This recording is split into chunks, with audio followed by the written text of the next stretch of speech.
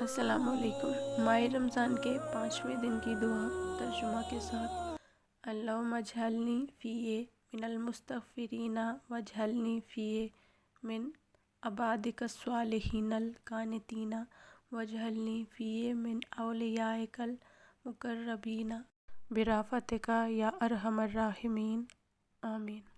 اے اللہ، آج کے دن مجھے بخشش مانگنے والوں میں سے قرار دے۔